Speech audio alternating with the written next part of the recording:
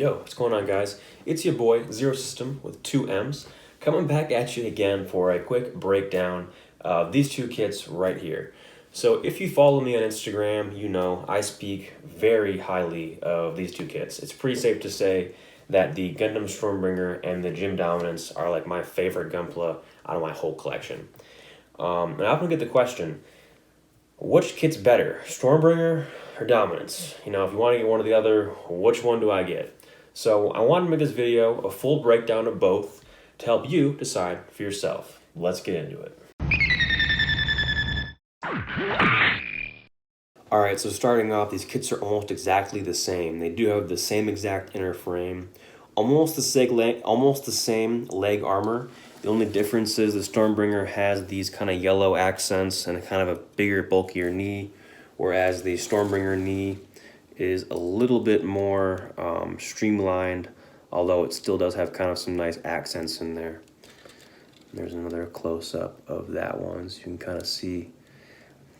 So, leg armor, pretty much identical. The arm armor is identical, and they also do have identical beam sabers, which are wrist-mounted, and they are the coolest ones I've ever seen in any Gunpla ever.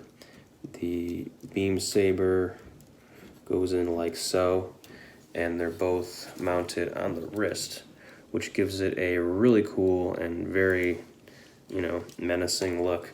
With this one, he has the shield, so it's kind of covered up, but it's got the same wrist-mounted beam saber.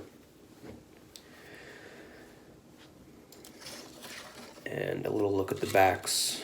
You can see that the backs are almost the same, skirts are different. That's where we kind of get into the differences. So the skirts are very different on each of them, and that goes all the way around. And as you can see, the Gym has more of a traditional, gym skirt, whereas the Gundam has a really badass looking, Gundam skirt. So in their own right, they're both very, very cool. I'm more partial to the Dominance's color scheme, but I'm also more partial to the Stormbringer's design.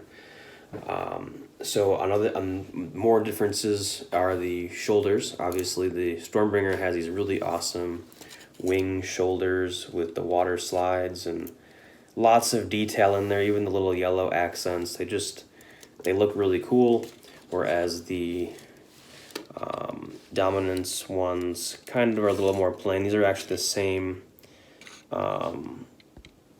get to focus there, same shoulders as the Colony Gym, so not that difficult of a build.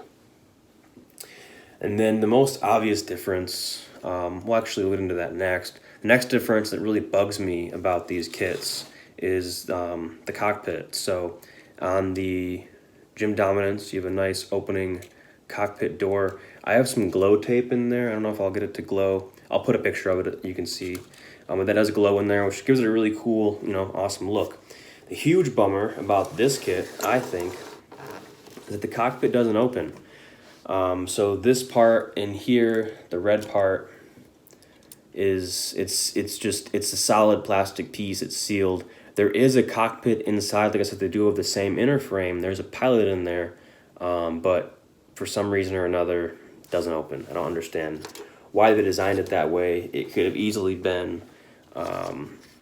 They've designed a lot of cockpits like this. They could have easily taken the RX-78 or even the Colony Gym and just made one of those red pieces on a swivel so it could open and you could see inside. If you have the Colony Gym, that door barely opens, but it does open. It gives it a cool look. They could have done the same for this.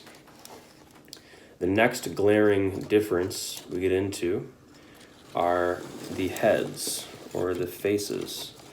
Let's bring this nice and close, as close as we can get.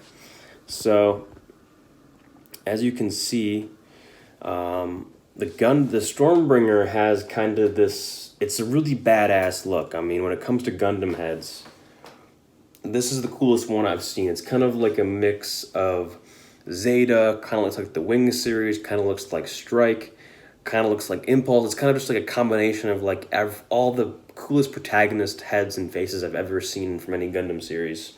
It's just the perfect mesh of all of them, even a little bit of the MK2 kind of thrown in there. And at the same time, it's very, very unique.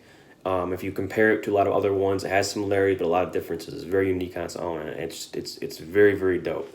I love the face on this kit.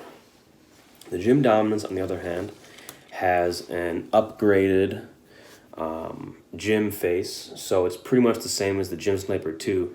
The difference is it has an upgraded sensor here. It's a lot bigger antenna, and it also has this top aerodynamic fin on the, very top. So, I mean, when it comes to gyms, I mean, like, in my opinion, I mean, this is, like, the best gym, like, you can get. When it comes to, like, Gundams, I mean, in my opinion, this is the best Gundam you can get. So, yeah, pretty much that's about it. In closing, I'd say if you can, get both, because they're badass. But if you can only get one, hopefully this video, helps you decide which one is more right for you. No matter which one you want to get, if you're considering either one of these kits, you're getting a winner. I think that's kind of saying, a lot, because they are pretty expensive too. These are Bandai. I'm not sure the availability on these. If you can still, imagine you can get them on eBay still. They'll probably run you about $100 a piece or a pop, for each kit. So they are pretty pricey, but they are worth it. They do come with a lot of extra pieces. I'll show a picture of that now, hopefully, along with awesome box artwork for both of these. They're pretty cool. The Stormbringer box art, though, is my favorite. Probably the coolest Gunpla box art I've ever seen.